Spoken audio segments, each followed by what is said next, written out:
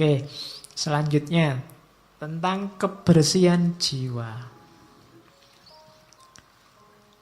Kalau tadi kan yang baik-baik, yang jelek-jelek tolong jangan masuk. Yang pertama apa? Ambisi. Ambisi berarti mengikatkan kenyamananmu pada apa yang dikatakan atau dilakukan orang lain.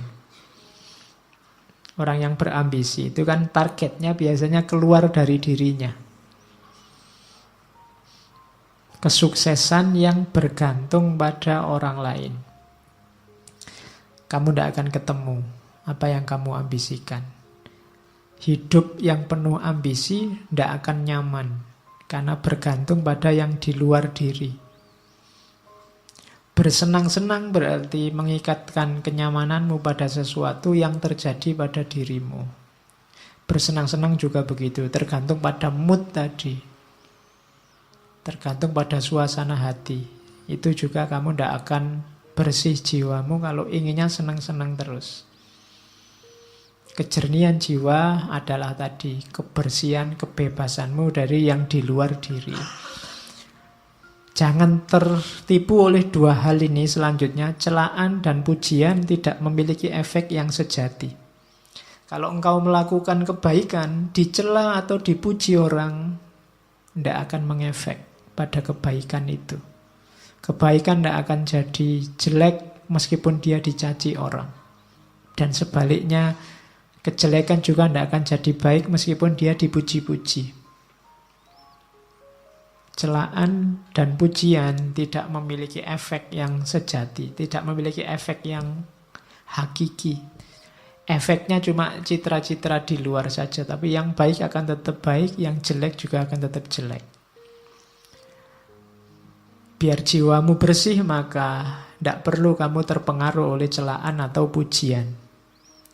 Selanjutnya, tidak ada kesombongan yang lebih tinggi dibandingkan orang yang membanggakan ketidaksombongannya, kerendah hatiannya. Saya pak, tidak sombong loh saya itu sombong paling pol itu. Ya. Saya itu murah hati loh pak, saya itu suka menolong, baik, tidak sombong. Rendah hati itu kalau versinya Markus justru itu kesombongan yang paling tinggi. Menyombongkan kerendah hatian. Oke, susah ya rumusnya. Ternyata yang kita anggap rendah hati ternyata justru kesombongan. Kemudian jangan kotori jiwamu dengan kemarahan. Kenapa? Karena efeknya marah itu biasanya lebih dahsyat dibandingkan sebabnya marah. Kamu marah karena temenmu minjem motormu ndak pamit. Kemarahanmu kamu ungkapkan dalam bentuk apa? Itu biasanya efek dari kemarahan ini lebih dahsyat daripada sekedar motormu tadi nggak bisa kamu pakai karena dipinjam sebentar. Jadi hati-hati dengan kemarahan. Makanya ketika kamu tiba-tiba dilanda kemarahan, karena dapat tunjuknya dari hadis itu, kalau kamu pas berdiri duduklah, kalau pas duduk ya berbaringlah. Maksudnya apa? Jangan melakukan apa-apa dulu, karena kamu sedang gelap. Karena efeknya nanti pasti akan kamu sesali. Semua tindakan yang didasari oleh kemarahan akan kamu sesali. Bahkan lebih kamu sesali nanti dibandingkan sebabnya. Itu makanya balas dendam itu dilarang. Kenapa? Balas dendam itu kan karena orang marah, ingin membalas. Itu biasanya balas dendam lebih dahsyat daripada sebabnya. Terus yang dibalas ingin balas lagi. Saling marah itu yang bikin peradaban kita gelap. Kamu dicaci maki orang, dibikinkan fitnah, dibikinkan hoak, kan terus kamu mangkel, terus kamu balas. Emangnya cuma lu yang bisa bikin hoak, aku juga bisa. Terus akhirnya podo rusak. Jiwamu jadi tidak bersih. Terus ini juga rumus. Jangan anggap berharga apapun yang membuatmu mengingkari janji, membuatmu kehilangan harga diri, membuatmu membenci orang lain, mencurigai orang lain, mengutuk orang lain. membuatmu berlaku munafik atau menginginkan sesuatu yang tidak ingin diketahui orang lain. Jangan anggap berharga itu maksudnya jangan diambil ini. Apapun yang membuatmu membenci orang lain, mending tidak usah kamu ambil. Membuatmu nantinya akan mengutuk-ngutuk orang lain, mending tidak usah kamu ambil. Membuatmu kehilangan harga diri, tidak usah kamu ambil. Itu yang disebut jangan dianggap berharga. Kok ada postingan yang isinya kemungkinan membuatmu benci sama seseorang atau sekelompok orang, kamu tinggal saja. Karena postingannya tidak penting tapi dampaknya pada jiwamu besar. Itu maunya Markus. Selanjutnya, biar jiwamu bersih, jangan kotori jiwamu dengan kesalahannya orang lain. Ini ada rumus bagus dari Markus. Kalau ketemu orang jahat, orang rusak, orang keliru. Saat engkau sedang melawan orang yang tidak tahu malu, ini misalnya, tanyakan pada dirimu sendiri, apakah mungkin di dunia ini bersih dari tindakan tidak tahu malu? Jawabannya kan pasti ya, ndak. Akan selalu ada orang jahat, akan selalu ada orang yang ndak tahu malu. Maka jangan mengharapkan sesuatu yang tidak mungkin. Selalu ada orang yang tidak punya malu di dunia ini. Dan yang kamu hadapi sekarang adalah salah satunya. Hal yang sama berlaku untuk orang yang jahat, orang yang tidak dapat dipercaya, dan kerendahan moral lainnya. Jadi ini menyuruh kita untuk jangan mengotori jiwa dengan kemarahan, kebencian, ketidaksukaan, intoleransi pada orang lain yang kamu anggap keliru atau kamu anggap jahat. Pertanyaannya gampang, apa mungkin di dunia ini orangnya baik semua, soleh semua? Kan tidak mungkin. Kalau kamu marah berarti kamu tidak terima kalau di dunia ini ada orang jelek, ada orang tidak baik. Kalau kamu tidak terima berarti kamu sedang melakukan sesuatu yang tidak masuk akal. Karena kamu menuntut sesuatu yang tidak mungkin terpenuhi. Akan selalu ada orang jelek, orang jahat. Maka ngapain kamu mengotori dirimu gara-gara itu? Ada orang jahat, ya monggo, memang hidup ini ada yang baik, ada yang jahat. Tapi jangan kejahatannya dia membuatmu juga jadi jahat. Kejelekannya dia membuatmu juga jadi jelek.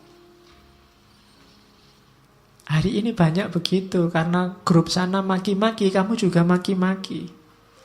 Karena grup sana kemarin menggoreng isu, sekarang ada isu baru, saatnya kita balas menggoreng isu. Sama saja, itu berarti jiwa kita sama-sama kotor. Kalau kamu mimpi orang itu harus baik semua sesuai idealmu, mimpimu itu mimpi yang tidak realistis. Tidak mungkin orang itu akan jadi baik semua. Kalau kamu tidak terima ada orang jahat, kamu menyusahkan dirimu sendiri. Akan ada selalu orang yang tidak baik. Maka bersihkan dirimu. Oke. Setelah semua tadi yang di atas, tugas kita sekarang apa? Ayo merayakan hidup. Senanglah, bahagialah dalam hidupmu. Ojo kokean sumpek. Tadi rumusnya sudah banyak. Hidup kita kan sesuai yang kita pikirkan. Saat engkau bangun pagi, katanya Markus, pikirkanlah betapa istimewanya kamu masih bisa hidup, masih bisa berpikir, iso ngaji filsafat, bisa sarapan, ngerokok, ngopi, dan masih bisa mencintai. Loh iya kan? Loh istimewa, loh alhamdulillah kamu masih bisa mencintai. Ada orang yang bangun pagi mikir menyerang orang yang dibenci. Kamu masih bisa cinta sama siapa, masih bisa say hello, masih bisa bilang miss you, masih bisa bilang sudah tidur apa belum, masih bisa bilang bersyukurlah. Ya kan? Setiap kali bangun tidur bersyukurlah. Kenapa? Masih diberi kesempatan hidup lagi. Tidak ada jaminan loh begitu kamu tidur terus bisa bangun. Kamu sendiri kan tidak bisa mengatur dirimu biar pokoknya besok saya harus bangun. Tidak bisa. Ternyata bangun atau tidak tergantung dirimu. Maka bersyukurlah. Begitu bangun kamu masih bisa sadar, masih bisa mikir, itu kenikmatan luar biasa. Bersyukurlah. Masih bisa menikmati hidup, masih bisa minum, makan. Yang lain mungkin sudah dilarang makan ini, dilarang makan itu, kamu masih bebas, bersyukurlah. Paling tidak kamu masih bisa mencintai seseorang. Nah, rayakanlah hidupmu. Wajahmu jangan kayak wajah orang susah terus. Ya, hidup kita ini menyenangkan kok. Oke. Terimalah segala sesuatu yang diikat oleh takdirmu. Cintailah orang-orang yang ditakdirkan bersamamu dan lakukan dengan sepenuh hatimu. Hidupmu akan nyaman. Dapat apa saja diterima, dinikmati. Makan di angkringan, dinikmati, ya enak. Ada yang neraktir di restoran, alhamdulillah ya lumayan enak. Semuanya enak, mana sih yang tidak enak, apalagi kalau ditraktir. Jadi bersama siapapun dinikmati, tidak usah milih-milih teman. Yo, setiap orang punya karakter, punya gayanya sendiri. Tapi kan ada yang jahat, Pak. Ya, jahat silahkan jahat, tapi kan tidak mengotori jiwamu. Karena kalau kamu pingin, saya pinginnya teman itu baik semua, Pak, sama saya peduli semua, itu mimpi, tidak mungkin. Ya kan? Kalau dihitung teman yang peduli sama kamu sama yang cuek, insya Allah lebih banyak yang cuek. Loh, tapi kalau ketemu senyum itu basa-basi. Ya, setiap orang disibukkan nomor satu dengan hidupnya sendiri masing-masing. Jadi rayakanlah hidupmu, jangan terlalu sumpek. Jangan memimpikan apa yang tidak engkau miliki. Namun akuilah anugerah atas apa yang engkau miliki, lalu bersyukurlah. Sambil mengingat, tulisannya salah itu. Sambil mengingat betapa engkau akan sangat memimpikan apa yang kau miliki sekarang kalau engkau tidak memilikinya. Kamu pegang HP, syukurilah. Tidak usah mimpi pegang HP yang lebih mahal dengan kualitas lebih baik. Kamu punyanya HP ini, mikirnya dibalik. Seandainya HP kayak gini saja aku ndak punya, aku mesti mati-matian ingin beli HP yang kayak gini. Itu loh. Punya pacar kok ndak terlalu cakep. Mikirnya juga begitu. Kalau kamu mikir, kok nyari yang lebih cakep lah, kamu mimpi. Mikirnya dibalik. Seandainya yang kayak gini saja aku ndak dapat, mesti aku ngejar-ngejar yang kayak gini juga. Nanti kamu jadi bersyukur. Gitu loh. Iya, mikirnya dibalik. Itu membuat kamu bersyukur. Kuliah dapat nilai C misalnya. C kan batas minimal kamu lulus. Itu kan, waduh kok tidak dapat A ya. Wah, itu kamu akan sumpek. Kenapa? Kamu mimpi yang kamu tidak punya. Mimpinya itu, seandainya aku dapat E, aku mesti akan mengejar-ngejar, seandainya dapat C pun cukup. Nah, itu kamu lebih bahagia. Gitu loh. Makan kok cuma dengan tempe saja, tidak ada yang lain. Nah, itu mikirnya kamu jangan ayam. Tapi mikirnya seandainya adanya cuma nasi, mungkin ada tempe satu aja aku sudah senang. Itu jadinya kamu bersyukur punya tempe itu. Itu caranya merayakan hidup. Kalau tidak begitu, kamu akan sumpek terus. Dan ingatlah bahwa engkau memiliki kuasa untuk mengistirahatkan dirimu kapanpun engkau inginkan. Kamu supirnya, kamu penguasanya hidupmu. Mau jalan, ayo jalan. Mau istirahat, istirahat. Tidak usah terkejar, nggak usah dikejar-kejar oleh ambisi, dunia, keterikatan dengan yang lain, yang macam-macam yang bikin repot. Menghabiskan energi, menghabiskan waktu. Engkau yang menguasai hidupmu, kapanpun ingin berhenti, saat ini juga kamu bisa. Ingin tidur sekarang boleh, istirahat sekarang boleh. Terus jangan pernah khawatir tentang masa depan. Apalagi di usia-usia teman-teman ini kan biasanya pikirannya masa depan, besok kawin sama siapa, kerja di mana. Kamu kan khawatir itu. Engkau akan bertemu dengannya kalau memang harus. Dengan senjata yang sama yang hari ini menjadi bekalmu menghadapi masa kini. Dulu waktu kamu SMA atau SMP, mikir kuliah, wah bisa ndak ya aku kuliah? Kuliah hari pertama kamu takut. Begitu dijalani kan kamu bisa. Besok juga begitu. Gak usah khawatir. Bisa ndak ya aku dapat kerja? Bisa ndak ya aku kawin? Bisa ndak ya punya anak? Iso. Nggak usah khawatir, pasti bisa. Kekhawatiranmu dulu, sekarang kamu jalani kan ya ternyata juga bisa. Nggak ada yang di luar kuasamu kalau tentang hidupmu. Makanya jangan galau dengan masa depan. Wong masa depan kayak tadi, itu di luar jangkauanmu hari ini.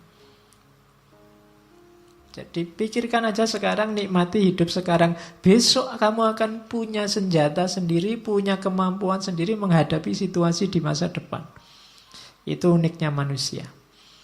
Maka hidup itu rumusnya simple, receive without conceit, release without struggle. Kalau dapat sesuatu, terimalah tanpa harus membanggakan diri, membesarkan diri. Kalau harus kehilangan, lepaskanlah tanpa harus merasa sedih, mati-matian, sumpek. Jadi receive without conceit, release without struggle. Biasa saja. Hidup kehilangan sesuatu biasa. Wong dulu juga ndak punya, terus punya, sekarang hilang. Kalau dapat sesuatu, alhamdulillah, tapi ya ndak harus sombong. Kalau kamu bisa kayak gini, hidupmu nyaman.